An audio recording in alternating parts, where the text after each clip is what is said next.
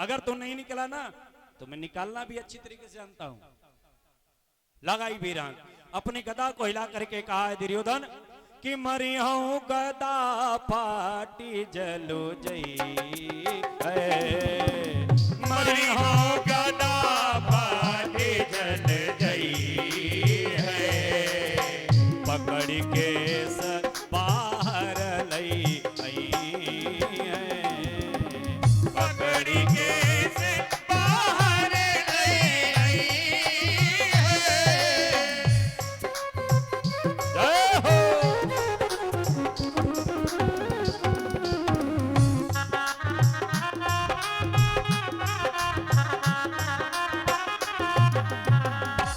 भीम महाराज ने कहा या तो निकल के आओ, एक गदा के द्वारा सारा जल आलूड़ित कर दूंगा, तब तेरे बालों को पकड़ करके खींच करके लाऊंगा, तब तू आएगा।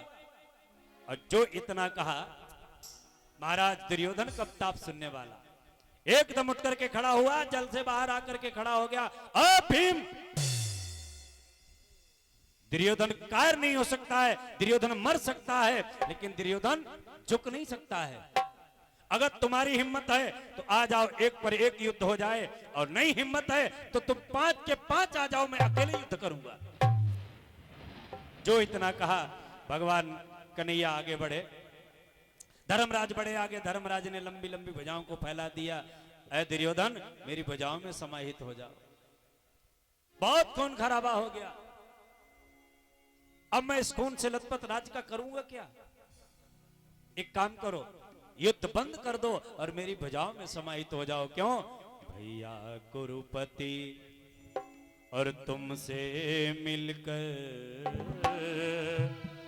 और छाती ना मेरी भरती है, भैया कुरुपति तुमसे मिलकर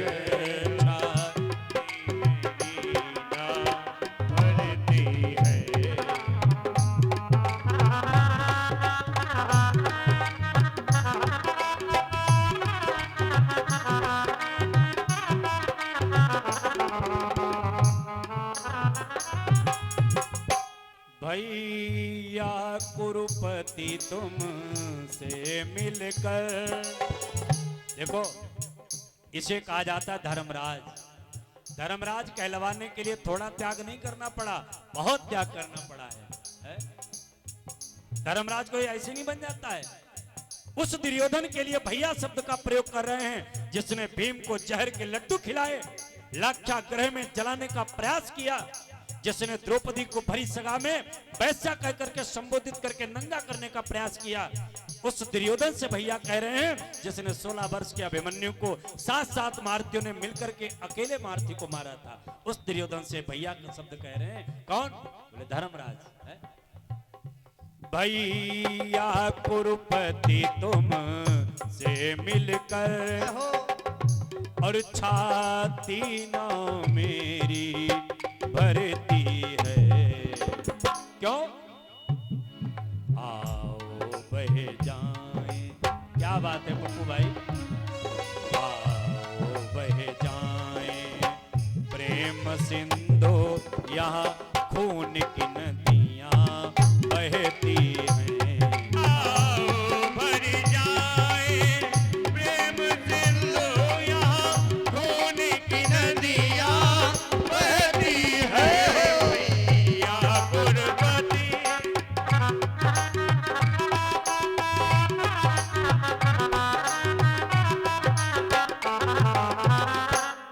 धर्मराज युधिष्ठिर ने लंबी लंबी भुजाओं को फैला दिया, भैया मेरी भुजाओं में समाहित हो जाओ।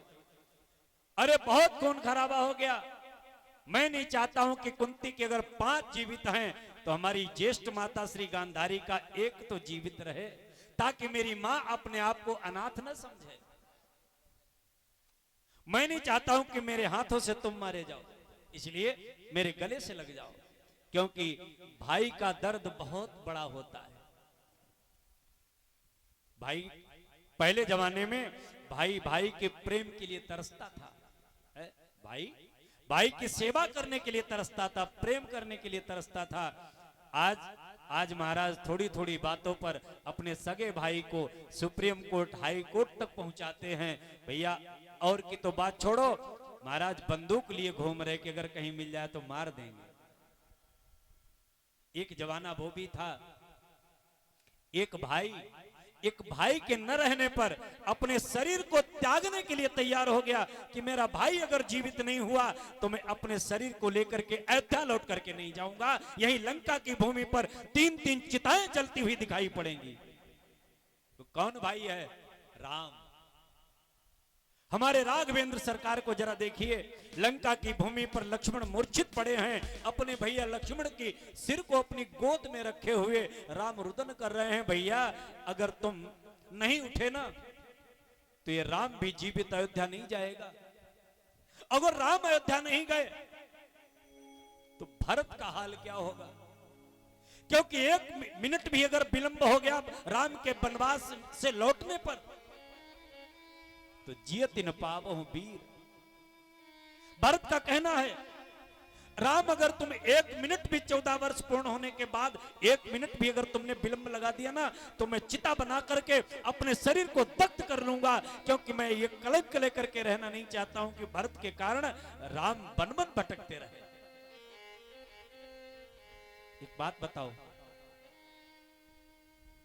राम कथा भी आप लोगों ने सुनी होगी। जब जब भाई भाई के प्रेम की चर्चा चलती है तो उदाहरण के तौर पर नाम किसका आता है? बोलो भाई। भरत का आता है ना, लक्ष्मण का नहीं आता है? नहीं। नंबर 1 पर अगर कहीं आता है भाई भाई के प्रेम का उदाहरण दिया जाता है तो भरत के लिए कहा जाता है कि भरत जैसा भाई संसार में होना मुश्किल है। क्यों? लक्ष्मण का त्याग कम रहा? लक्ष्मण का नाम क्यों नहीं? अरे लक्ष्मण ने क्या नहीं किया?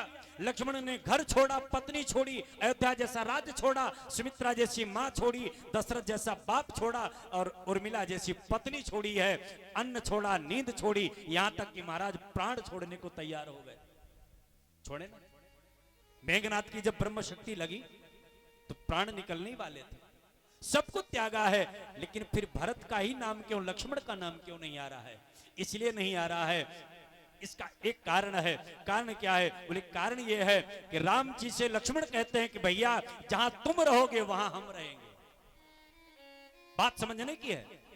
लक्ष्मण कहते हैं राम जी से कि राम जहां तुम रहोगे वहां हम रहेंगे, और भरत कहते हैं प्रभु जहां तुम हमें रख दोगे हम तो वहीं रह जाएंगे, हम वहीं रह जाएंगे। जहां तुम हमें सीताराम सीताराम सीताराम कहिए और जाहि विधि राखे राम ताहि विधि रहिए। राम जी कहते हैं वो भक्त मुझे बहुत प्रिय है जो मेरी इच्छा के अनुसार, जो मेरी रजा में रजा करता है ना? इसलिए भरत का नाम पहले है, क्योंकि भरत कहते हैं जहां तुम रख दोगे हम वहीं रहेंगे। लक्ष्मण का सिर रखे हुए अपनी गोद में भैया राम जी रो रहे हैं, ऐ लक्ष्मण यदि तुम नहीं उठे ना कि राम लौट करके अयोध्या नहीं जाएगा। राम भी अपनी चिता को यहीं बनवाएगा और अपने शरीर को यहीं दग्ध करेगा, और राम का प्राणांत सुनते ही सुनते सीता अपने शरीर को त्याग देगी, और सीता त्याग देगी शरीर तो अयोध्या में सुनने के बाद जीवित कोई नहीं बचेगा। अगर इतने लोगों की मृत्यु देखना चाहते हो तो लक्ष्मण पड़े रहो, अन्यथा उठ करके बैठ जाओ। दूसरी बात, लक्ष्मण किसी भी सुख के उपभोग का नंबर आता था ना तो तुम कहते थे भैया तुम बड़े हो, इस सुख का उपभोग पहले तुम करो।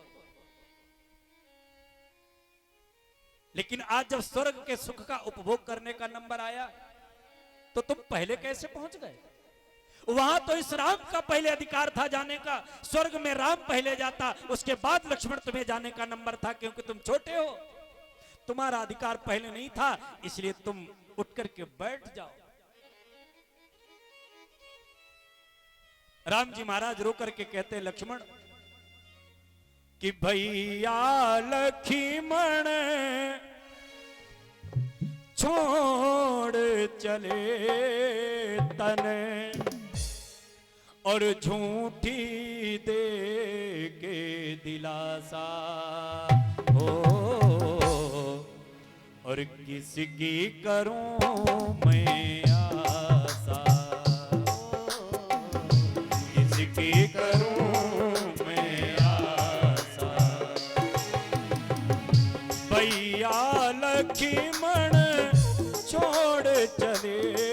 तन भैया लक्ष्मण छोड़ चले तन झूठी दे के दिलासा हो किसकी करूं मैं आशा हो किसकी करूं मैं आशा।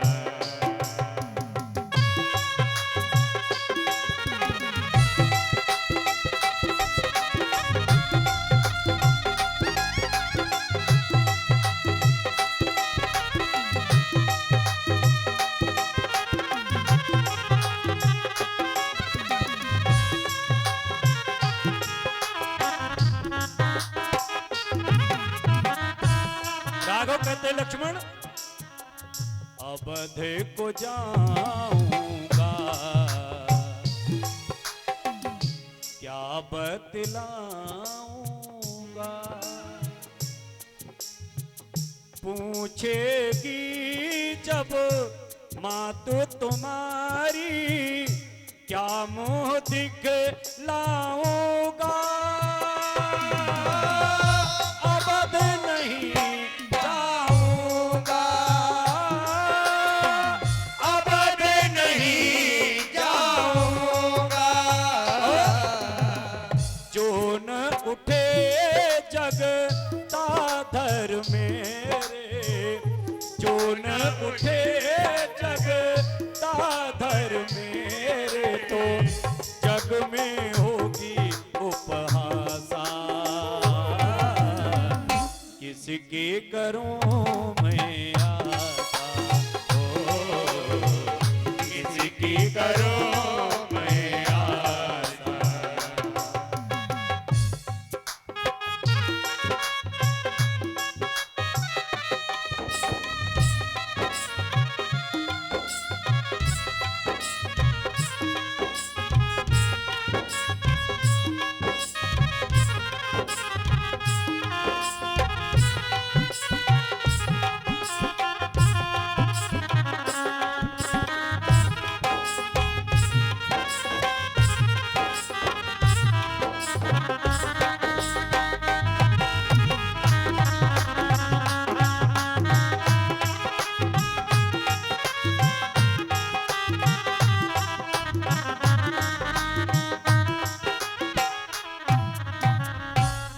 एक भाई के प्रति भाई का ये प्रेम होना चाहिए।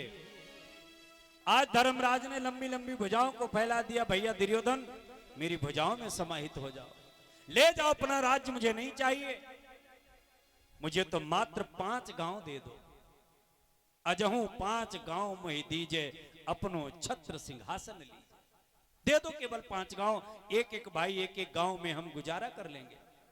दुर्योधन ने कहा अगर तुम्हारा कहना है कि 5 गांव दे दो तो हमारा भी कहना है सुई चाग्रे न दास्यामी, सुई की नोक के बराबर में जमीन देने को तैयार नहीं। देखो दुर्योधन मूर्ख नहीं था, दुर्योधन तो 5 गांव देकर के लड़ाई खत्म करना चाहता था, लेकिन जिस समय भगवान कन्हैया शांति दूत बन करके गए, धृतराष्ट्र जी महाराज से कहा धृतराष्ट्र पांडवों को 5 गांव दे दो, एक एक गांव में एक एक भाई अपना गुजारा कर लेगा। दुर्योधन ने कहा मुझे स्वीकार है। भगवान कन्हैया ने कहा सुनो स्वीकार तो है, लेकिन ऐसा नहीं कि छोटे छोटे पूर्वे छोटे छोटे गांव दे दो, गांव हम बताएंगे वो देने पड़ेंगे, गांव हमारी इच्छा के अनुसार देने पड़ेंगे, जो गांव हम बताएंगे वो देना। दुर्योधन ने कहा जाओ जो गांव बताओगे हम वही 5 गांव दे देंगे। भगवान कन्हैया ने कहा तो फिर बनाओ लिस्ट, हम जो गांव बता रहे हैं वो गांव दे दो। दिमाग की डायरी पर नोट करो कौन कौन से 5 गांव मांगे कन्हैया ने। पहला गांव बोले हस्तिनापुर, 5 गांव कौन से मांगे? पहला गांव बोले हस्तिनापुर, दूसरा बोले इंद्रप्रस्थ, तीसरा उज्जैन, चौथा वाराणसी, 5वां जयपुर। ये 5 गांव दे दो, 5 गांव में 5 पांडव अपना गुजारा कर लेंगे, तुम राज्य ले जाओ। दुर्योधन बहुत खुश हुआ। दुर्योधन ने उठाई कलम, दस्तखत करने वाला था और तब तक घूमते हुए शकुनी जी आ गए। शकुनी ने कहा भांजे ये काय का प्रस्ताव पारित हो रहा है? दुर्योधन ने कहा मामा चिंता चुप रहो, हमने पांडवों को बेवकूफ बना दिया। बोले क्यों? बोले 5 गांव देकर के पूरा राज झड़प कर लिया। शकुनी ने कहा तो क्या फिर लड़ाई नहीं होगी? बोले ना, अब लड़ाई का सवाल ही नहीं। शकुनी ने विचार किया अगर लड़ाई नहीं होगी तो हमारे यहां रहने से फिर फायदा क्या? हम जिस काम के लिए आए हैं वो काम तो हो ही नहीं पाएगा। हम तो आए हैं इस कुरुवंश का विनाश करवाने के लिए, आपस में लड़ाने के लिए, क्योंकि शकुनी इसीलिए रहता था यहाँ। शकुनी विनाश करवाने के लिए ही आया था, क्योंकि जिस समय पितामह भीष्म ने जाकर के धृतराष्ट्र के लिए गांधारी का हाथ मांगा शकुनी के पिता से, तो शकुनी के पिता ने मना कर दिया। इस अंधे के साथ क्यों मेरी बेटी का विवाह करना चाहते हो? अरे पांडु के साथ क्यों नहीं कर लेते? पितामह भीष्म ने कहा अगर धृतराष्ट्र से विवाह नहीं करोगे तो आओ हमसे युद्ध करो। अच्छा, पितामह भीष्म से उस समय युद्ध में कोई जीत नहीं सकता था, बड़े पराक्रमी वीर थे। तो शकुनी ने पिताजी को समझाया, पिताजी युद्ध करके हम लोग इनसे जीत नहीं सकते हैं, इसलिए एक काम करो, गांधारी का विवाह धृतराष्ट्र से कर दो और दहेज में तुम हमको दे दो। बोले तुम क्या करोगे जाके? बोले हम इनका बिल्कुल सफाया करके तब लौटेंगे, हम आपस में इनको लड़ा देंगे। तब से शकुनी आज तक हस्तिनापुर में ही रहता है। महाराज युद्ध नहीं होगा? बोले ना। शकुनी ने विचार किया फिर तो मामले बेकार। लेकिन एक बात याद रखना, मूर्ख और शंख ये दूसरे के फूकने से बचते हैं। मूर्ख और शंख इनमें अपनी कोई कला नहीं होती है, दूसरा अगर फूकने लग जाए तो फिर बजना शुरू कर देते हैं। ये दुर्योधन के कान फूके। दुर्योधन कौन से 5 गांव मांगे? बोले हस्तिनापुर, इंद्रप्रस्थ, उज्जैन, वाराणसी, जयपुर। शकुनी ने कहा 5 गांव नहीं 5 राज्य जा रहे हैं। क्या मतलब? शकुनी ने कहा सुनो, पहला गांव मांगा हस्तिनापुर। हस्तिनापुर हरियाणा में लगता है। हस्तिनापुर, एक भाई हस्तिनापुर में रहता होगा, इतने बलवान है, वो हरियाणा में घुसने नहीं देगा तुम्हें, जबरदस्त है। दूसरा मांगा, बोले इंद्रप्रस्थ। इंद्रप्रस्थ आज के समय दिल्ली, आज के समय दिल्ली है। एक भाई जब दिल्ली में रहता होगा तो वो दिल्ली में तुम्हें घुसने नहीं देगा, 2 प्रदेश चलेगा। तीसरा गांव मांगा है उज्जैन। उज्जैन मध्य प्रदेश का मध्य शहर है। उज्जैन मध्य प्रदेश का मध्य शहर है, तो एक भाई जब उज्जैन में रहता होगा तो वो मध्य प्रदेश में नहीं घुसने देगा। चौथा गांव मांगा, बोले वाराणसी, बनारस। बनारस उत्तर प्रदेश का मध्य शहर है, तो एक भाई जब बनारस में रहता होगा तो वो उत्तर प्रदेश में नहीं घुसने देगा।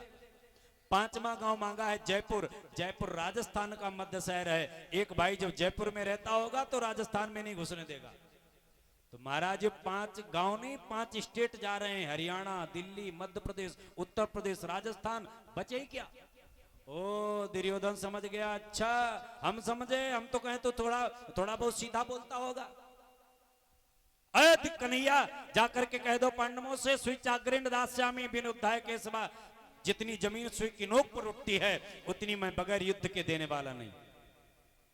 आज वही बात दुर्योधन कहता है। धर्मराज ने कहा अजहू 5 गांव में दीजे, अपनो छत्र सिंहासन लीजे। दुर्योधन ने कहा सुई अग्र दी हूं नहीं दाना, भारत आय करो मैदाना। अगर तुम्हें सामर्थ्य है तो क्षत्रियों की भांति या तो मर जाओ तो दे जाओ, मार दो तो ले जाओ। धर्मराज ने कहा इसका मतलब युद्ध निश्चित है। मैं नहीं चाहता हूं युद्ध हो जाए, क्योंकि तुम मेरे भाई हो। मैं अपनी गांधारी माता को बिल्कुल निपुता नहीं बनाना चाहते हैं। आज का जमाना नहीं था। आज के जमाने में तो महाराज कहानी बड़ी उल्टी है। आज के जमाने में भाई कैसे मालूम? सब नहीं, कुछ भाई हैं। कैसे हैं कि इस जमाने में कल थी कि मैं जब तक जांग को नहीं तोड़ दूंगा तब तक संधि पत्र नहीं लिखूंगा।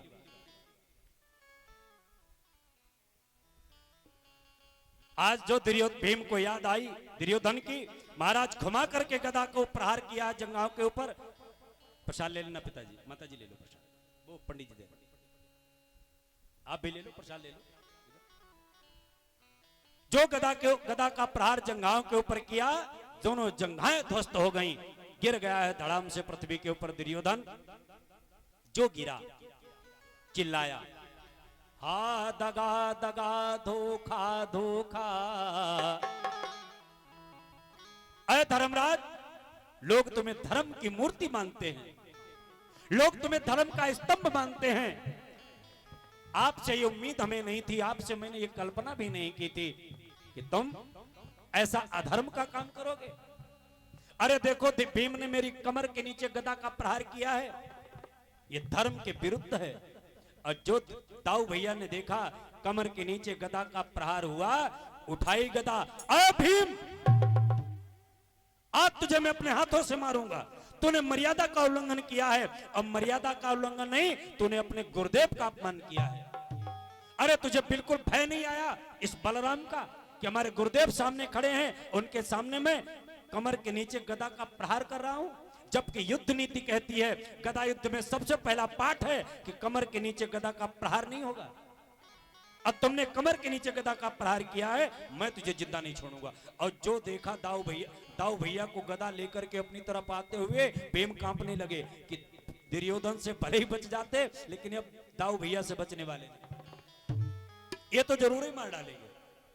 और जो भीम महाराज कांपे, कन्हैया की तरफ इशारा किया, क्या देख रहे हो खड़े खड़े, कुछ व्यवस्था करो। नहीं, हम गए काम से, हमारी गारंटी खत्म। भगवान कन्हैया ने कहा, चिंता मत करो, जब तक हम पास में खड़े तुम्हारा बाल बांका नहीं होगा। जाको राखे साइया, बोले मारी सके ना कोई। भगवान जिसका रक्षक हो उसका भक्षक कौन हो सकता है। भगवान दौड़े आगे आगे, अरे दाऊ भैया, जब 18 दिन तक तुमने हाथ नहीं लगाया युद्ध में, तो आखिरी में काय को हाथ गंदे करोगे इस भीम को मार करके। तुम हटो पीछे, भीम को मैं मारूंगा। भीम मरा समझो। दाऊ भैया शांत हो गए। अच्छा तुम मारो भीम को। हाँ दाऊ भैया अभी मारा, भीम गए काम से, भीम मरे। 2 कदम आगे बढ़े, भीम ने विचार किया, ये कर क्या रहे हैं, अभी तक हमारे पक्ष में थे, अब हमको मारने आ रहे, कर क्या रहे हो। कन्हैया ने कहा, चुपचाप खड़े रहो, जब तुम्हें अकल नहीं तो बोलने का भी प्रयास मत करो, जो हम कर रहे हैं हमें करने दो। महाराज चुपचाप खड़े हो गए। 2 कदम आगे बढ़े बड़ी जल्दी से, अब फिर लौटी आए। दाऊ भैया एक बात बताओ, भीम को तो हम मार ही डालेंगे, भीम तो मरे ही, लेकिन एक बात बताओ, भीम की गलती क्या है। गलती, अरे तुम्हारे सामने इसने कमर के नीचे गदा का प्रहार किया, ये गलती नहीं है, अधर्म किया है। दाऊ भैया क्षमा करें, भीम को तुम्हें मार डालूंगा, लेकिन एक बात बताओ, जिस दुर्योधन को मारने के लिए धर्म का उल्लंघन किया है, मर्यादा का उल्लंघन किया है, जरा इसके पर नजर डाल करके देखो, इसने कहां पर धर्म का पालन किया है। अरे कौन सा धर्म कहता है कि भोजन में विष मिला दिया जाए। इसी दुर्योधन ने भीम को जहर के लड्डू खिलाए। आपको ज्ञान है? कौन कहता है सोते हुए घर में, अरे पशुओं के भी, पक्षियों के भी आग कोई नहीं लगाता है, और इसने लाक्षागृह में सोते हुए पांडवों के घर में आग लगाई। कौन सा धर्म कहता है? कौन सा धर्म कहता है कि द्युत क्रीड़ा भवन में छल के फांसे डाले जाएं और फिर उसमें बहु बेटियों को नंगा करने का प्रयास किया जाए। ये अधर्म इस दुर्योधन ने किया है। कौन सा धर्म कहता है कि एक महारथी को मिलकर के 7-7 महारथी मार दें। अभिमन्यु को मारने का काम इस पापी दुर्योधन ने किया है। अगर इतने अधर्मों को छोड़ करके एक भीम के अधर्म पर दृष्टि डालते हो तो मैं अभी भीम को मार डालूंगा।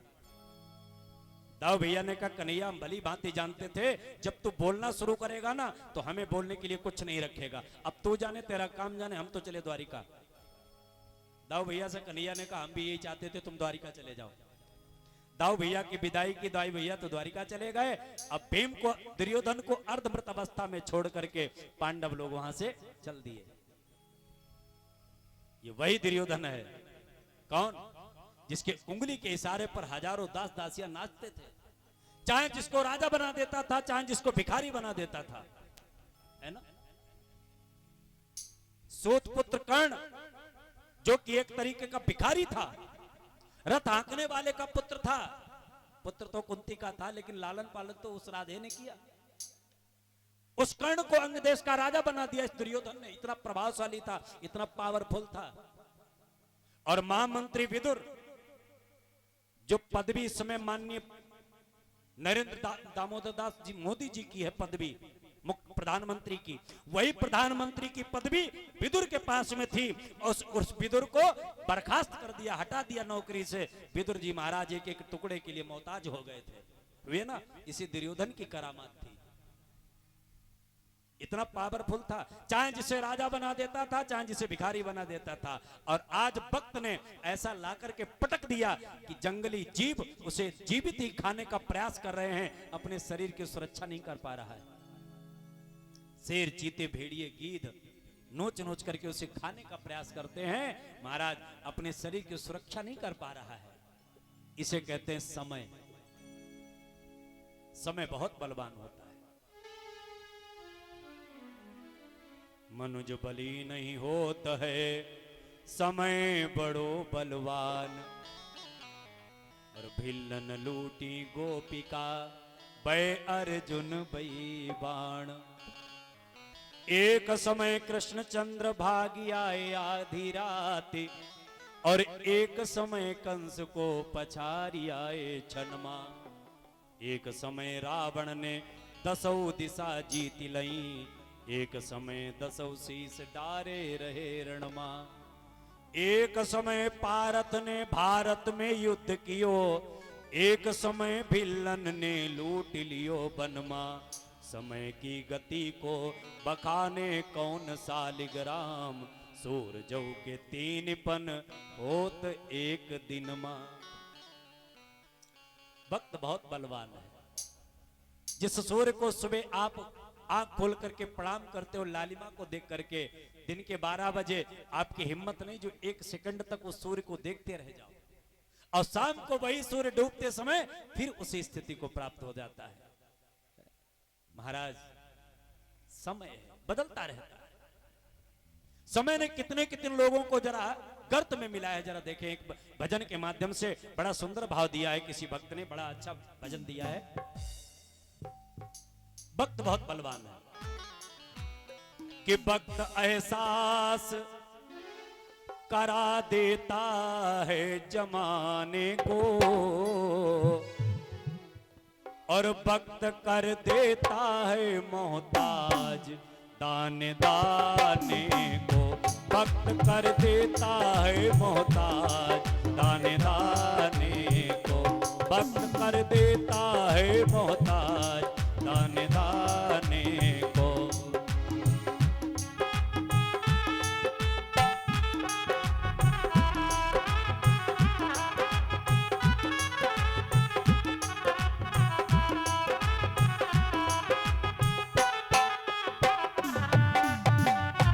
बहुत बढ़िया।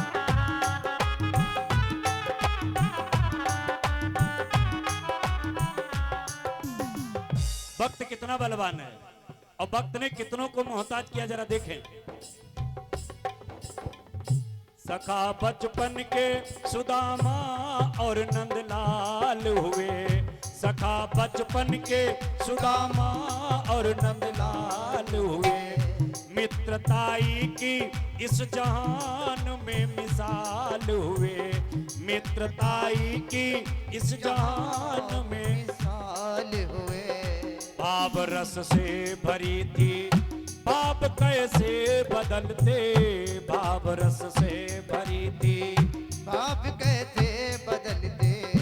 चतुर चित चोर से ही सुदामा चाल चलते, चतुर चित चोर से ही सुदामा चाल चलते। क्या चाल चलते? गुरु माता ने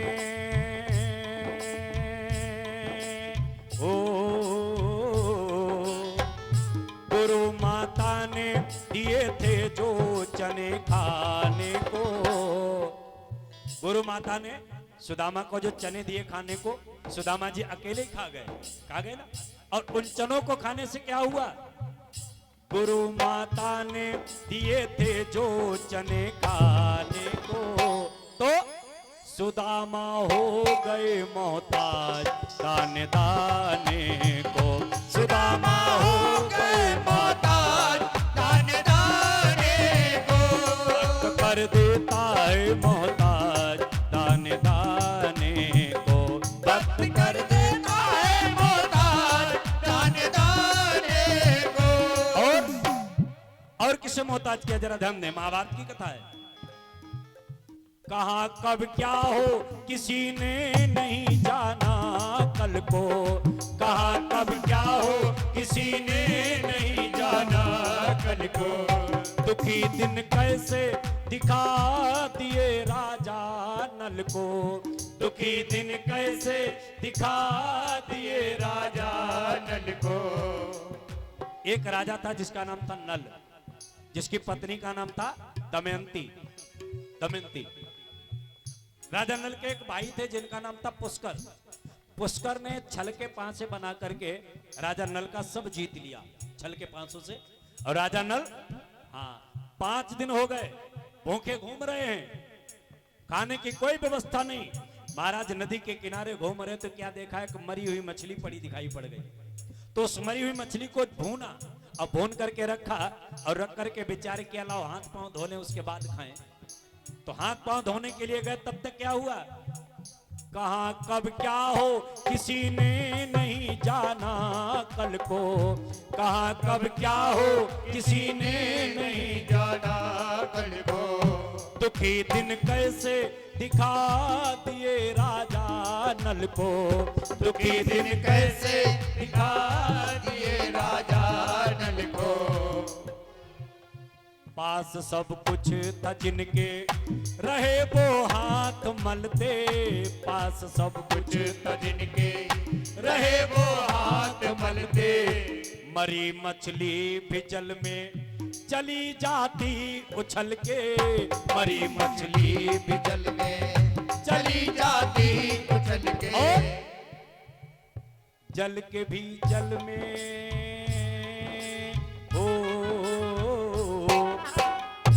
शब्दों का चमत्कार देखिए, जल के भी जल में चली जाती दिल जलाने को।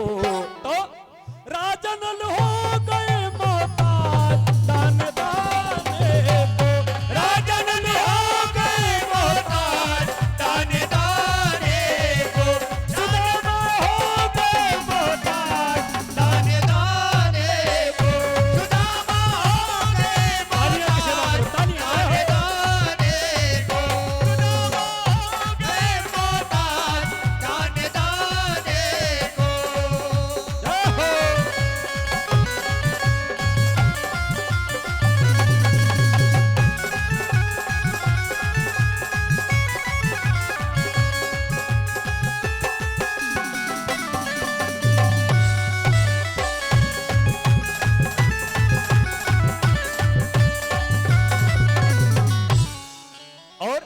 अंतिम शब्दों में देखें, महाभारत की घटना है। कौन राजा से रंक हुआ, समय उन पर जब अज्ञातवास का आया, समय उन पर जब अज्ञातवास का आया। अज्ञातवास में कौन रहा था, जिनको पता हो वो हाथ उठा दे एक बार, जिनको पता हो। क्या बात, 1 2 2.5 3 3.5। तुम्हें पता है अज्ञातवास में कौन रहा, हाथ उठाओ एक बार अगर पता हो। तुम्हें पता है, फिर काय को हाथ उठाई नहीं। अज्ञातवास में पांडव लोग रहते द्रौपदी के साथ, राजा विराट के यहाँ 13वां वर्ष अज्ञातवास का था। 12 वर्ष वनवास, 13वां वर्ष अज्ञातवास। किन पर, पांडवों पर। समय उन पर जब अज्ञातवास का आया, समय उन पर जब अज्ञातवास का आया। पत्नी सहित पांडवों को निराश पाया, पत्नी सहित पांडवों को निराश पाया। क्यों निराश है, यही चिंता सताए न कोई जान जाए, यही चिंता सताए न कोई जान जाए। अगर कोई जान जाए तो फिर ये जान जाए, अगर कोई जान जाए तो फिर ये जान जाए। अगर कोई जान जाए तो फिर ये जान जाए, अगर कोई जान जाए तो फिर ये जान जाए। प्रदीप फिरते हैं ओ, प्रदीप फिरते हैं कैसे वो दिन बिताने को। कौन, पांडव हो गए मोहताज दान दाने को, पांडव हो गए मोहताज दान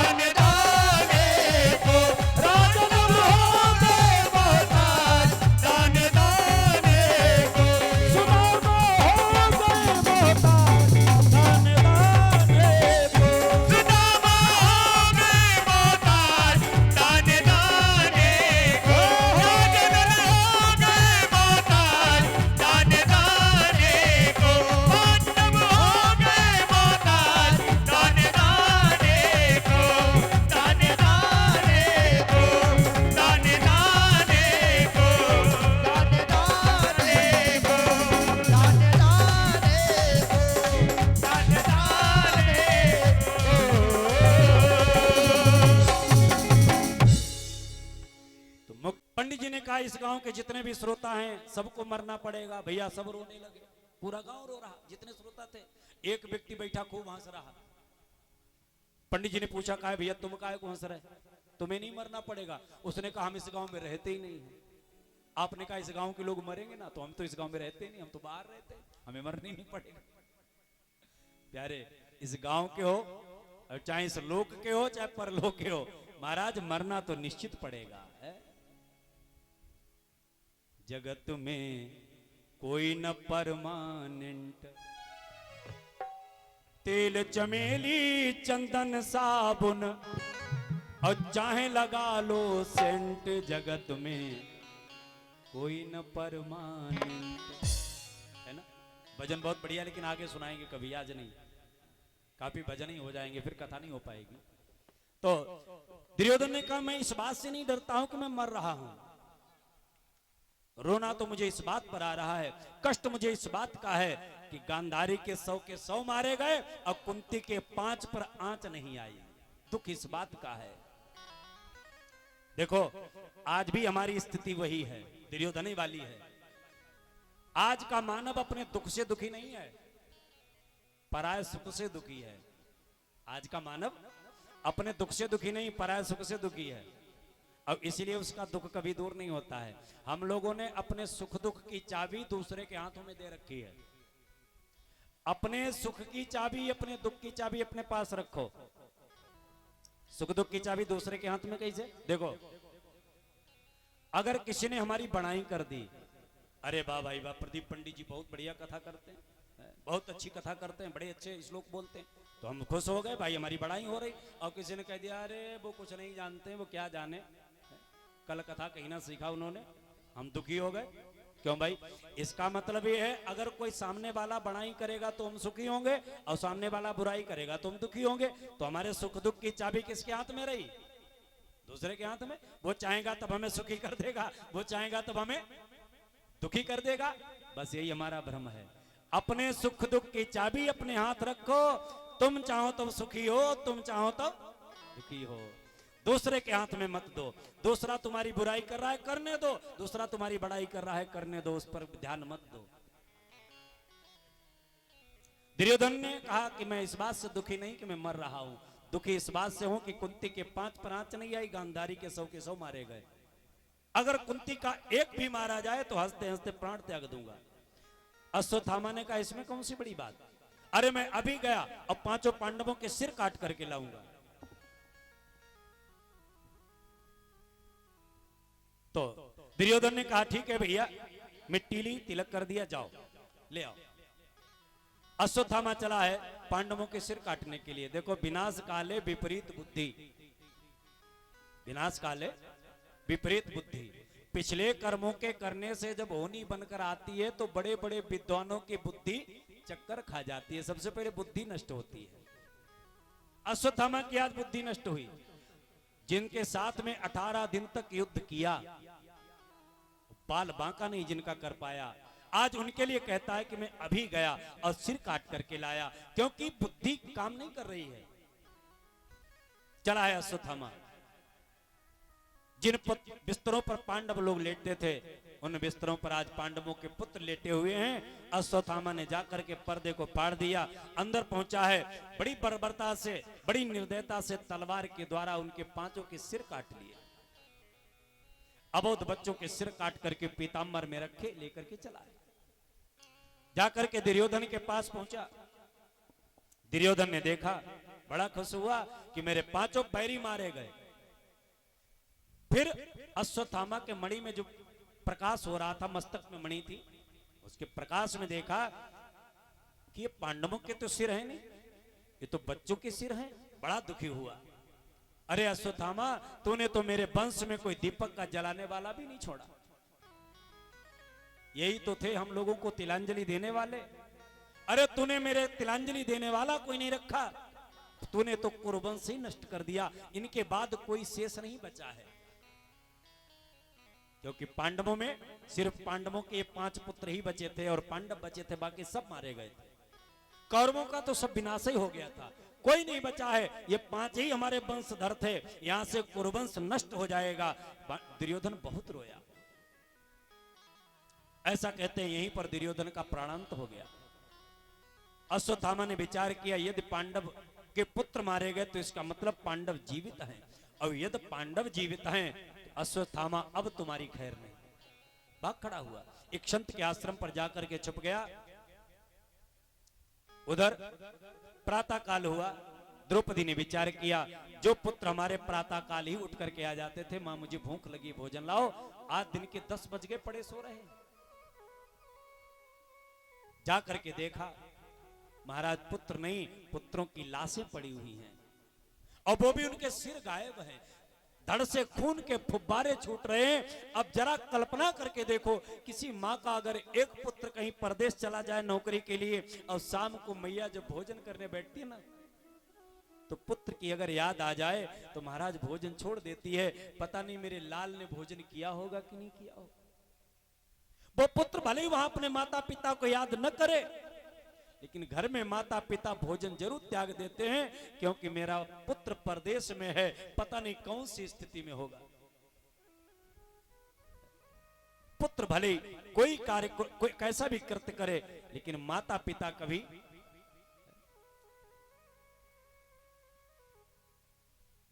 आज द्रौपदी रोने लग गई, दाढ़े मार मार करके रो रही है। और उधर भगवान कन्हैया रथ को लेकर के चले। अर्जुन ने कहा कन्हैया आज मेरा मन रोने को कर रहा है, इतने वीर मारे गए, इतना सब कुछ विनाश हो गया, मैंने कभी आंसू नहीं लाए आंख में, लेकिन पता नहीं क्यों आज अनायास ही मेरा मन कर रहा है कि अर्जुन कहीं बैठ करके रो लो थोड़ा। पता नहीं क्या हुआ है, कन्हैया जल्दी शिविर को चलो, क्योंकि मेरा मन बहुत घबरा रहा है, मेरे हाथ पांव फूल रहे हैं। भगवान कन्हैया ने तीव्र गति से रथ चलाया, और शिविर के पास रथ पहुंचा है तो शिविर के अंदर से रोने की आवाज आ रही है। अर्जुन दौड़े, क्या देखा है, शिविर के अंदर रक्त ही रक्त पड़ा हुआ है, डेरों में खून बह रहा था, और अबला पड़ी रो रही थी।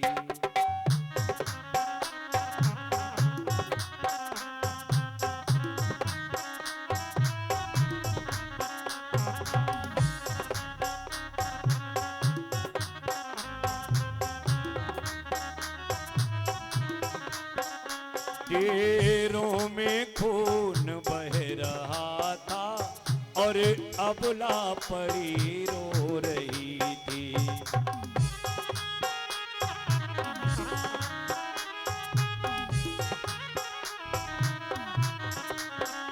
द्रौपदी बाल बिखराए हुए, द्रौपदी बाल बिखराए हुए, लाशों पर पड़ी रो रही थी। द्रौपदी बाल बिखराए हुए, लाशों पर पड़ी रो रही थी।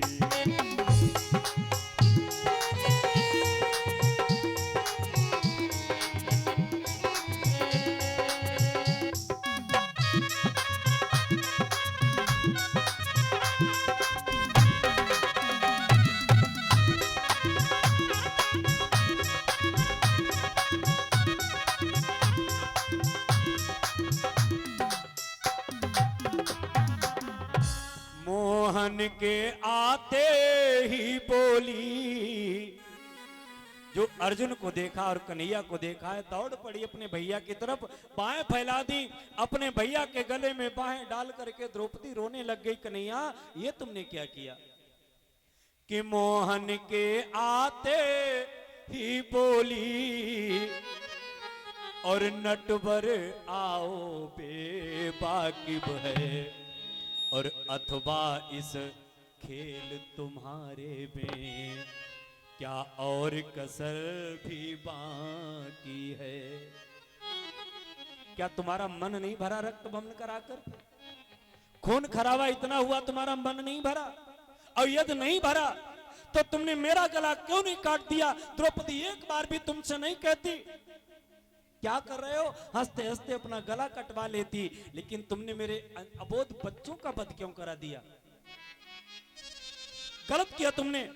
मुझे उम्मीद नहीं थी तुमसे कि तुम मेरे पुत्र भी मरवा दोगे।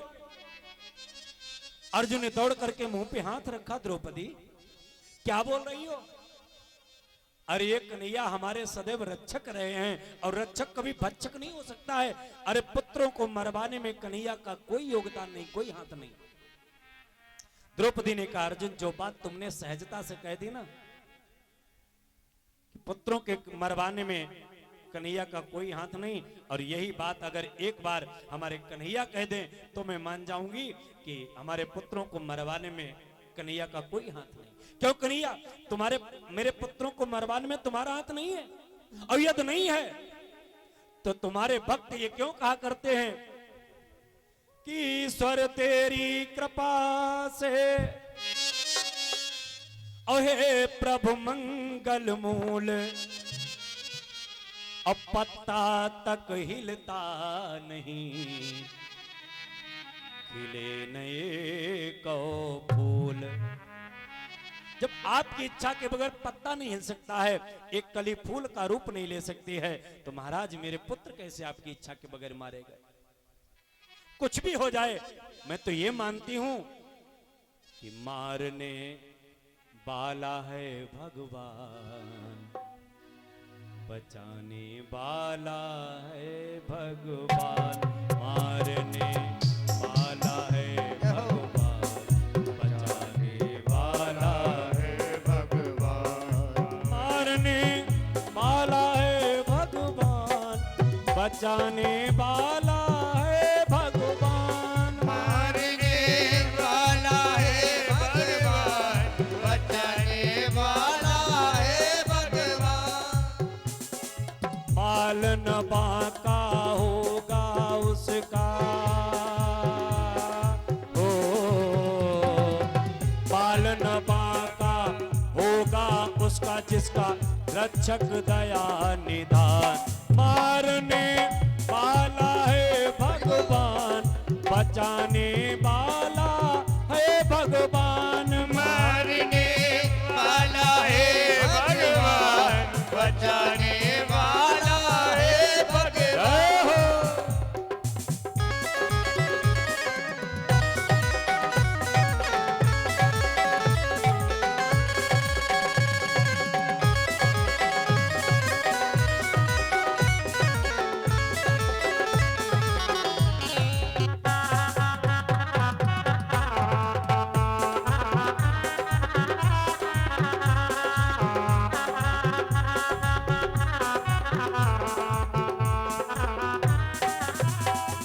और नभ जल थल आकाश अगन पर केवल उसकी सत्ता। नभ जल थल आकाश अगन पर केवल उसकी सत्ता। हर इच्छा के बिना यहाँ पर हिल न सके एक पत्ता। हो प्यारे हिल न सके एक पत्ता, ओ प्यारे हिल न सके एक पत्ता। ओ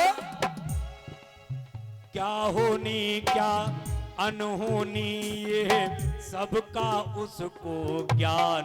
मारने वाला है भगवान, बचाने वाला है भगवान। मारने वाला है भगवान, बचाने वाला है भगवान। मारने वाला है भगवान, बचाने वाला है भगवान। वाला है भगवान, बचाने वाला है भगवान। मारने वाला है भगवान, बचाने वाला है भगवान। द्रौपदी ने कहा महाराज हमें तो ये जानती हूँ करता कराता भले कोई दिखाई पड़ रहा हो, लेकिन करने कराने वाले तो आप ही हो। कर तुम अकर्तुम अन्यथा कर तुम, सब कुछ करते हुए दिखाई नहीं पड़ रहे, ये आपकी महानता है प्रभु। करने वाले तो आप ही हो। मैं तो इतना जानती हूँ ये जो मेरे पुत्र मारे गए इनमें निश्चित ही आपका ही योगदान रहा है। अर्जुन ने कहा यदि मेरे मेरे पुत्रों को मरवाने में आप दोष दे रही हो कन्हैया कहां था है, तो जाओ मैं प्रतिज्ञा करता हूं तुम्हारे पुत्रों के वध को ला करके मैं अभी तुम्हारे सामने खड़ा करूंगा करके। भगवान कन्हैया रथ लेकर के अर्जुन को बिठा करके चल दिए। दौड़ करके अश्वत्थामा को संत के आश्रम पर देखा। अश्वत्थामा ने अर्जुन को देखा, भाग खड़ा हुआ। महाराज जो देखा है अपनी तरफ आते हुए अश्वत्थामा ने बाण चलाने शुरू किए। अर्जुन ने भी बाण चलाए, बहुत युद्ध हुआ। अंत में अश्वत्थामा ने ब्रह्मास्त्र रखा। वेतेदम द्रोण पुत्रस्य ब्रह्म अस्त्रम प्रदर्शितम नैवासो वेद संघारो प्राणबाधा उपस्थिता। अर्जुन के सामने प्राण बाधा उपस्थित हो गई। अर्जुन ने जब देखा कि मेरे ब्रह्मास्त्र मेरे सामने आ रहा है तो अर्जुन ने भी ब्रह्मास्त्र रख लिया। भगवान कन्हैया ने दोनों ब्रह्मास्त्रों को शांत कराया, वापस कराया। अश्वत्थामा को पकड़ करके बांध करके पिछले हिस्से में डाल लिया अर्जुन ने। देखो गुरु का पुत्र है, सप्त चिरंजीवों में प्रथम नाम है अश्वत्थामा का। बहुत बड़ा योद्धा है, लेकिन फिर भी महाराज रथ के पिछले हिस्से में बंधा पड़ा हुआ जा रहा है। इसका प्रमुख कारण क्या है? बोले प्रमुख कारण यह है इमे को पंथ पग धरई खगेसा और रही न तेज बुद्धि लबलेसा। इमे को पंथ, कितना भी बलशाली व्यक्ति हो, कितना भी शौर्यशाली व्यक्ति हो, कितना भी धनवान हो, कितना भी पदवान हो, लेकिन अगर वो धर्म के रास्ते से विचलित होता है, अधर्म के रास्ते पर पदार्पण करता है, तो महाराज उसका बल, उसकी कीर्ति, उसका यश सब नष्ट हो जाता है। रावण कितना बलवान था, मैंने कल आप लोगों को बताया। रावण बहुत बलवान था। चलत दशानन डोलत अवनी, इतना बलवान था रावण। और वही रावण जब सीता का हरण करके चला है ना, वही रावण जब सीता का हरण करके चला है, तो तुलसीदास जी महाराज लिखते हैं कि 110 शीस, वही रावण जिसके चलने से पृथ्वी कांपती थी, जिस रावण के आने की सूचना सुनकर के देवता लोग अपना आसन छोड़ के भाग जाते थे। रावण आवत सुने सकोहा और देवन तक्यो मेरु गिरि खोहा। रावण जब जाता था ना अमरावती में, और देवता लोग सुनते थे कि रावण आ रहा है, तो अपना अपना आसन छोड़ करके पर्वत की गुफाओं में घुस जाते थे। और रावण जाकर के पर्वत की गुफाओं के बाहर खड़ा होकर के कहता था देवताओं बाहर निकलो। देवता कहते थे हम तो नहीं निकलेंगे। क्यों? देवता जानते थे हम गुफा में बड़े सुरक्षित हैं, गुफा में हम सुरक्षित हैं, क्योंकि गुफा के दरवाजे हैं छोटे, और दरवाजे में घुसने के लिए रावण को झुकना पड़ेगा। और पहली बात तो रावण के 10 सिर हैं, 10 सिर हैं, और दरवाजा छोटा है, और 10 सिर लेकर के रावण घुसेगा अंदर कैसे? अच्छा एक बात बताओ, रावण के 10 सिर थे? बोलो भाई, रावण के 10 सिर थे? 10 सिर नहीं थे। 10 सिर का मतलब क्या है? किसी व्यक्ति के 10 सिर हो ही नहीं सकते हैं। हाँ, एक ने हमसे पूछा पंडित जी, हमने कहा, बोले रावण के 10 सिर थे। हमने कहा सुना तो ऐसे जाता है। बोले एक बात बताओ हमारी समझ में नहीं आ रही। हमने कहा पूछो। बोले रावण जब रोता होगा तो आंसू कैसे पोंछता होगा? कहा 10 सिर 20 आंखें, और 20 आंखें से आंसू फटाफट कैसे पहुंच पाता होगा? हमने कहा रावण कभी रोता ही नहीं है। रावण के राज्य में तो लोग रोते हैं, रावण थोड़ी रोता है। रावण के राज्य में लोग रोते हैं। तो रावण के 10 सिर नहीं थे। 10 सिर का मतलब क्या है? 10 सिर का मतलब ये 4 वेद और 6 शास्त्र। 4 वेद और 6 शास्त्र कितने हुए? 10। 10 का ज्ञान जिसकी खोपड़ी में भरा हो उसे कहते हैं दशानन। उसकी 10 खोपड़ी ये थी, 10 का ज्ञान था उसे, बाकी 10 खोपड़ी नहीं थी।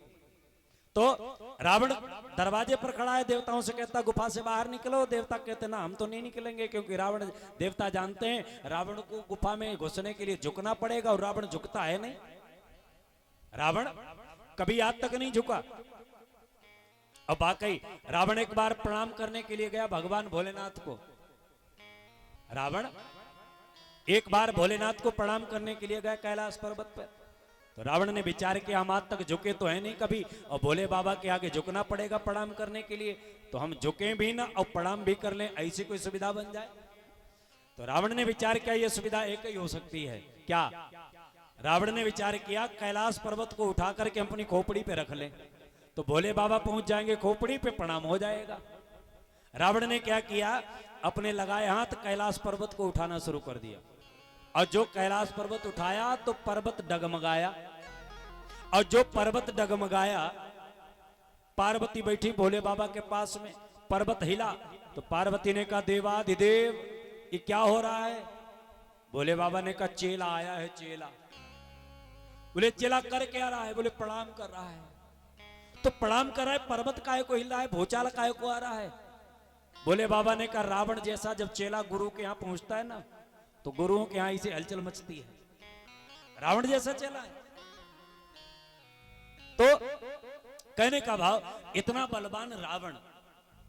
ये भैया बच्चा पार्टी बिठाओ सामने से, इधर सामने बैठो, पीछे काय पड़े। बोले वृंदावन बिहारी लाल की। तो आज इतना बलशाली रावण, और तुलसीदास जी लिखते हैं वो रावण जब सीता का हरण करके चला है, तो तुलसीदास जी ने वर्णन किया है। बोले 110 शीस अस्वान के नाई, इत उत चितई चला बड़ी आई। 110 शीस स्वान की नाई, इत उत चितई चला बड़ी आई। राम सिया राम सिया राम जय जय राम, राम सिया राम सिया राम।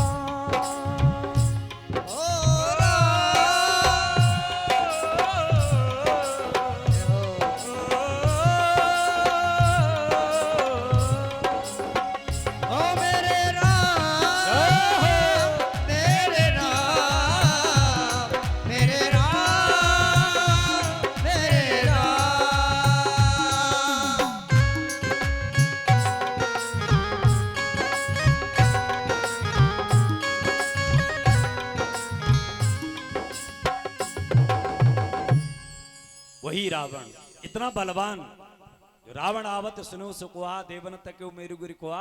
और वो रावण जब आज सीता का हरण करके चला है, तो तुलसीदास जी लिखते हैं 110 शीस स्वान कै नाई।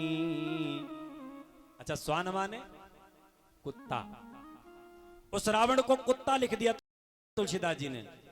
अब कुत्ता लिखने पर भी पेट नहीं भरा तुलसीदास जी का। तुलसीदास जी कहते हैं अपराध बड़ा है दंड कम है। तो कुत्ता तो बड़े बड़े वीआईपी होते हैं, कुत्ते बड़े बड़े वीआईपी हैं। आप लोगों देखा हो आजकल कुत्तों के तो बड़े ठाठ हैं, जितने बड़े कुत्तों के ठाठ हैं उतने अम्मा बप्पा के ठाठ नहीं है। अम्मा बप्पा पड़े अनाथालय में, अम्मा बप्पा पड़े वृद्धाश्रम में, और कुत्ते बोले एसी रूम में बांधे जा रहे। श्रीमान जी के पास कुत्ता टहलाने के लिए टाइम है, और पिताजी को उंगली पकड़ करके बाथरूम कराने के लिए टाइम नहीं है।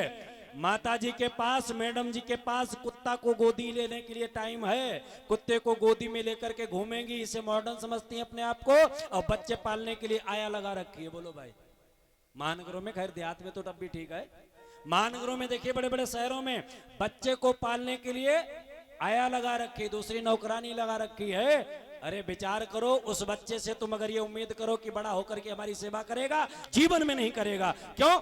जब उसे तुम्हारी जरूरत थी तब तो तुमने अपने से अलग कर दिया उसे, और जब तुम्हें उसकी जरूरत होगी तो वो खुद तुम्हें अपने से अलग कर देगा।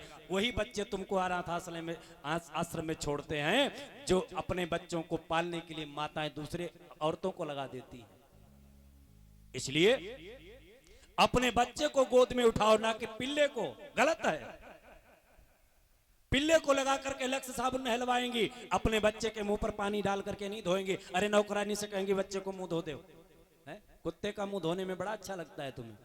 कुत्ते को गोद में लेकर के घूम रही, कुत्ते को कार में बिठा करके घूम रही, अम्मा बप्पा रिक्शे से जा रहे। काय का कल्चर है, काय की सभ्यता है, काय का तुम्हारा जीवन है। अरे धिक्कार है तुम्हारे जीवन को, धिक्कार है ऐसे फैशन को जो अपने से अपनों को अलग कर दे। वो फैशन किस चीज की, काय का फैशन है? ऐसी नथुनिया पहनने से क्या लाभ है जिससे नाक भी कट जाए? गांव की भाषा में कहा जाता है वो नथुनिया काहे को पहनो जिससे नाक कट जाए। अरे वो फैशन किस काम का है जो तुम्हें नरक की तरफ ले जाए? अरे फैशन वो करो, नाम उसमें रोशन होगा कि तुम्हारा माँ बाप, तुम्हारे सास ससुर बढ़िया जीवन जिए और उनका आशीर्वाद जब तुम्हें मिले तो तुम्हारा जीवन हरा भरा हो जाए। क्योंकि याद रखना, माँ बाप की दुआ कभी खाली नहीं जाती। याद रखना, माँ बाप की दुआ कभी खाली नहीं जाती और ये बात भगवान से भी टाली नहीं जाती।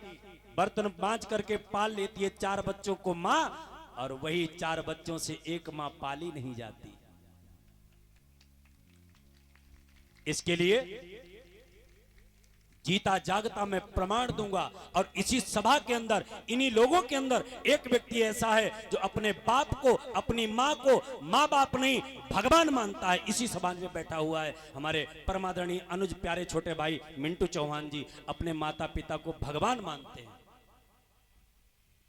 इनकी लड़की सयानी हो गई, थोड़े दिन बाद विवाह को हो जाएगी, लेकिन आज भी अगला आदमी अगर कोई काम करता है तो अपने पिताजी से पूछ करके करता है, अपनी माताजी से पूछ करके करता है। वकील हो गया, कोर्ट में बैठते मैनपुरी में वकील साहब, लेकिन आज तक का रिकॉर्ड है। एक बार हमसे कहने लगे, हमने कहा एक बात बताओ मिंटू, तुम्हें ये इतना बहुत छोटा था तब ये मोटरसाइकिल से हमें पांडाल तक ले जाता था, बहुत छोटा था, अब तो देखो अट्टा कट्टा जवान हो गया, को बड़ी प्रसन्नता होती है। तो हमने पूछा एक बार, एक बात बताओ, तुम्हें मोटरसाइकिल चलाना किसने सिखाया, इतने छोटे हो? बोले पंडित जी हमारे गुरुजी जो भी हैं हमारे पिताजी हैं, हमारे पिताजी ही हमारे गुरु हैं। हमें जो भी शिक्षा मिलती है हमारे पिताजी से मिलती है। हम एक बार आप लोगों की जोरदार तालियां चाहूंगा मिंटू जी के लिए, जोरदार तालियां बजाएं कि आज के भी समाज में ऐसे श्रवण कुमार देखने को मिल जाते हैं और इन्हीं के ऊपर ये भारत वसुंधरा टिकी हुई है। आप भी ऐसे बनो, आप भी ऐसे चरित्र करो ताकि इतने बड़े समाज में कोई व्यास बैठ करके मंच से आपका भी नाम उद्घोषित करे, जैसे मैं अपने वकील साहब मिंटू चौहान जी का नाम उद्घोषित कर रहा हूं। ऐसे आप भी बनो। तो कहने का भाव, याद रखना, कुत्ते तो बड़े बड़े वीआईपी होते, कुत्ते पालने के लिए टाइम है, माता पिता की बात मानने के लिए टाइम नहीं है, तो सठी आ गई ये क्या जाने, ऐसा कह देते हैं लोग। तो याद रखना महाराज, कुत्ते को भी तुलसीदास जी ने कहा कुत्ते तो बड़े बड़े वीआईपी होते हैं, कुत्ते तो बड़े बड़े वीआईपी हैं। कुत्तों में कुत्ते 2 प्रकार के होते हैं, कुत्ते 2 प्रकार के हैं, एक पालतू दूसरा फालतू। एक पालतू होता है, दूसरा फालतू होता है। पालतू वो होता है जो घर में दूध जलेबी खाता है, और फालतू वो होता है जो घर घर जाता है, रोटी तो कहीं कहीं मिलती है, खोपड़ी पे डंडा हर दरवाजे पे मिलता है। माताएं के डंडा स्पेशल रखती हैं घर में अपने लिए, कुत्ते के लिए। आप भी तो खोपड़ी पे मारना, पहले मारती हो कि नहीं? खोपड़ी हिलाई नहीं, हाँ हम तो मारती हैं। हे भगवान, शर्मो ना लेकिन खोपड़ी हिलाई, बोले वृंदावन बिहारी लाल की। तो एक कुत्ता होता है पालतू, दूसरा फालतू। तो पालतू जो होता है वो तो पालतू है। फालतू कुत्ता जो किसी का पाला हुआ नहीं होता है, आवारा कुत्ता जिसे कहते हैं, उसे कहते हैं भड़ियाई जाति का कुत्ता। जो आवारा है उसे भड़ियाई जाति का कुत्ता कहते हैं। और भड़ियाई जाति का कुत्ता चलता तो आगे को है, लेकिन देखता इधर उधर है, काहे खोपड़ी पे कहीं डंडा न लग जाए। इसी प्रकार रावण चलता तो आगे को है सीता को लेकर के, लेकिन देखता इधर उधर, इत उत चित ही चला भड़ियाई। तो इतना बलवान रावण सीता को लेकर के जब चला है तो कुत्ते को स्वरूप दिया है तुलसीदास जी ने। इसी प्रकार आज अश्वत्थामा को बांध करके पिछले हिस्से में डाल लिया, ले जा करके द्रौपदी के सामने पटक दिया। द्रौपदी ने देखा हाथ बंधे हुए हैं, घुटनों के बल पड़ा हुआ है। द्रौपदी दौड़ी आई और हाथ जोड़ करके छोड़ने लगी उसके बंधन को और निवेदन करने लगी अपने पतियों से, ऐ पांडवों मुंचता मेघ, इसे छोड़ दो, इसे छोड़ दो। पांडवों ने कहा अरे तुम उसको छोड़ने की बात कर रही हो जिसने 5 पुत्र मार दिए? अरे नहीं, मैं उसे छोड़ने की बात करती हूँ जो तुम्हारे गुरु का पुत्र है। अरे इसके पिता द्रोणाचार्य जी ने सरहस्यो धनुर्वेद, सहित रहस्यों के धनुर्वेद तुम्हें सिखाया है अर्जुन। कई धनुर्वेद के रहस्य ऐसे हैं जो द्रोणाचार्य ने तुमको सिखाए, अपने पुत्र को नहीं सिखाए। द्रोणाचार्य जी ने कई विद्याएं ऐसी थी जो अर्जुन को सिखाई, अश्वत्थामा को नहीं सिखाई, जबकि पुत्र था अश्वत्थामा। चक्रव्यूह का भेदन अर्जुन को सिखाया, अश्वत्थामा को नहीं सिखाया। ब्रह्मास्त्र चलाना अर्जुन को सिखाया, अश्वत्थामा को नहीं सिखाया। और ऐसे द्रोणाचार्य के पुत्र से अगर कोई अपराध बन गया तो क्या उसे मृत्यु दंड दोगे? इसे छोड़ दो। अब धर्मराज युधिष्ठिर और द्रौपदी का एक मत जो हो गया वो हो गया, ब्राह्मण को मारने का पाप मत लो। अर्जुन, भीम, नकुल, सहदेव, इनका एक मत।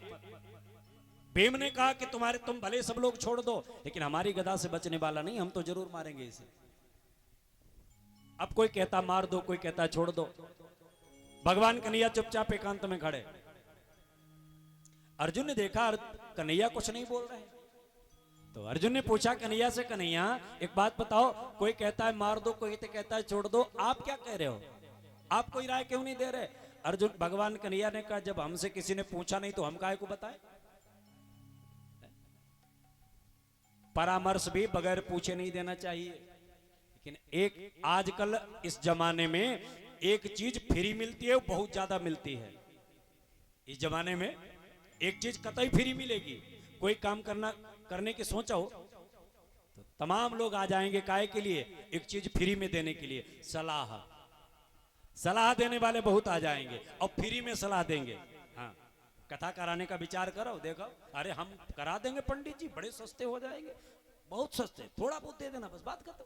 सलाह देने वाले आएंगे फ्री में, लेकिन सलाह भी बगैर पूछे नहीं देनी चाहिए। कन्हैया ने कहा, जब तक तुमने पूछा नहीं तो हम काहे को बताएं? अर्जुन ने कहा, आप तो पूछ रहे, बताओ। तो कन्हैया ने कहा, आप पूछ रहे तो हम बता रहे, सुनो। ब्रह्म बंधुर न हंतव्यम। अर्जुन, ब्राह्मण कैसा भी हो उसे मारना नहीं चाहिए, लेकिन एक बात याद रखना, आतताई बधारहण, आतताई को मार देना ही चाहिए। ये ब्राह्मण है, कहीं मर न जाए, इतना ध्यान रखना। अश्वत्थामा ब्राह्मण है, मर न जाए, लेकिन याद रखना ये आतताई है, छोटे छोटे बच्चों का वध किया है और तुमने मारने का प्रण किया है, इसलिए जिंदा न छूट जाए। इसे मार भी डालो और मर भी न जाए। कन्हैया से अर्जुन ने कहा, प्रभु कभी कभी तो सीधा बोल दिया करो, हर समय टेढ़ा ही बोलते हो। कन्हैया ने कहा, देखो अब ये टेढ़ा सीधा तो हम जानते नहीं, तुमने पूछा क्या करना है तो हमने बता दिया। भाई जब स्थिति ये आ जाए कि क्या करें क्या न करें, तब स्थिति ये बनती है, तस्मात् शास्त्र प्रमाणम ते कार्य व्यवस्थित। शास्त्र हमारा मार्गदर्शन करते हैं। तो बोले शास्त्र क्या कहते हैं? बोले ब्रह्म बंधुर नातव्यम आतताई बधारण। ब्राह्मण को मारना नहीं चाहिए, आतताई को छोड़ना नहीं चाहिए। ये ब्राह्मण है, कहीं मर न जाए, आतताई है, जिंदा छूटना नहीं चाहिए, मार ही दो इसे। तो कन्हैया ने कहा, हमें क्या करना है ये तो बताओ। कन्हैया, अर्जुन ने कहा, हमें क्या करना है? कन्हैया ने कहा, जो तुम्हें करना है तुम करो, बताना था हमने बता दिया। अर्जुन भी पक्का चला है, गीता के उपदेश का ध्यान किया और गीता में स्पष्ट लिखा था कि माननीय व्यक्तियों का अपमान ही उसकी मृत्यु के दंड के बराबर होता है। रामचरितमानस में भी लिखा है, तुलसीदास जी ने रामचरितमानस में भी लिखा है, दंड का विधान दिया है। क्या कि संभावित का अपजस लाओ, संभावित का अपजस लाओ, मरण कोटि समदारुण दाओ, मरण कोटि समदारुण दाओ। संभावित कहां अपजस लाओ, मरण कोटि माननीय व्यक्ति का अगर अपमान कर दिया जाए तो जितनी बार याद करेगा उतनी बार एक नई मौत मरेगा। भाई किसी को गोली मार दो तो घंटे 2 घंटे फड़फड़ाएगा, मर जाएगा। और किसी को अगर बोली की गोली मार दो तो जब याद करेगा, अरे उसने भरी सभा में हमारी बेइज्जती की थी, जब याद करेगा तो उतनी ही वेदना होगी कि नहीं? बोलो भाई। तो माननीय व्यक्ति का अपमान करना ही उसकी मृत्यु का विधान है। अर्जुन ने मस्तक में मणि थी, उसे निकाल लिया, 5 चोटी छोड़ दी, सिर मूट दिया, धक्के मार करके निकाल दिया। अश्वत्थामा ने 6 अग्नि बाण छोड़े, 5 पांडवों की तरफ, 1 उत्तरा के गर्भ की तरफ। पांडवों को हृदय से लगा करके भगवान कन्हैया ने वो बाण वापस करवाए। और उत्तरा का गर्भ जो अंदर अंदर जल रहा है, अश्वत्थामा के अग्निबाण के द्वारा भगवान कन्हैया द्वारिकापुरी चलने के लिए तैयार हैं। दारुक ने ला करके रथ खड़ा किया, भगवान कन्हैया एक कदम रखा रथ के ऊपर, एक कदम जमीन पर है, किसी को प्रणाम कर रहे हैं, किसी को आशीर्वाद दे रहे हैं, चलने के लिए तैयार हुए। तब तक उत्तरा देवी आई, रोती हुई चरणों पर गिर गई, रो करके चरणों पर गिर गई, प्रभु मेरी रक्षा करो। पाहि पाहि महायोगिन देव देव जगतपते नान्यम तद्भयम पश्ये यत्र मृत्यु परस्परम। पाहि पाहि मैं आपकी शरण में हूं, मेरी आप रक्षा करें। महाराज मेरा अंदर ही अंदर गर्भ जल रहा है, मैं ये नहीं चाहती मैं बच जाऊं महाराज, भले मैं मर जाऊं लेकिन मेरा गर्भ बच जाए। देखो उत्तरा ने कितनी बुद्धि का प्रयोग किया है। भाई बच्चा अगर गर्भ में पल रहा है और मैया अगर मर जाए तो क्या बच्चा बच सकता है? बोलो भाई,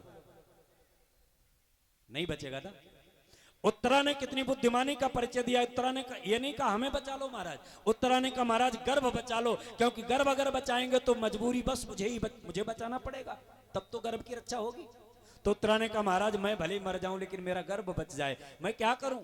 भगवान ने कहा तो हम इसमें क्या कर सकते हैं, तुम्हारे ससुर खड़े, सास खड़ी, सब खड़े, किसी से मदद मांगो। उत्तरा ने कहा नहीं महाराज, नान्यम पश्ये, मुझे कोई दिखाई नहीं पड़ रहा, न अन्यम पश्ये, अन्य कोई दिखाई नहीं पड़ रहा है, इसलिए महाराज आप ही रक्षा करो। भगवान ने छोटा सा स्वरूप बना करके गदा लेकर के गर्भ में प्रवेश किया, गर्भ के अंदर जाकर के उस मृत शरीर में दोबारा प्राणों का संचार किया, उस बाण को शांत किया। भगवान बाहर निकले, सब पांडवों ने प्रणाम किया और चलने लगे भगवान। तो कुंती बुआ ने कहा देखो कितना बड़ा काम करके भगवान जा रहे और किसी ने धन्यवाद के दो शब्द तक नहीं दिए। अरे मान लिया कि छोटी मछली तैर करके समुद्र को पार नहीं कर सकती है, लेकिन प्रयास तो कर सकती है। माछी उड़ करके आकाश को नहीं छू सकती है, लेकिन प्रयास तो कर सकती है। उसी प्रकार भगवान के गुणानुवाद हम नहीं कर सकते, लेकिन प्रयास तो कर सकते हैं। प्रयास करने में क्या जाता है? तो कुंती बुआ ने प्रणाम किया भगवान को, प्रभु मैं आपको प्रणाम करती हूँ। भगवान ने दौड़ करके हाथ पकड़ लिए, बुआ ये उल्टी गंगा काहे को बहा रही हो? अरे हम तुम्हारे भतीजे हैं, तुम हमारी बुआ हो, हम तुम्हें प्रणाम करें, तुम हमें प्रणाम काहे को कर रही हो? बुआ ने कहा आज तक मैं इसी भ्रम में पड़ी रही कि तुम हमारा भतीजा है। जब भी तेरी भगवत्ता सत्ता महत्ता को समझने का प्रयास किया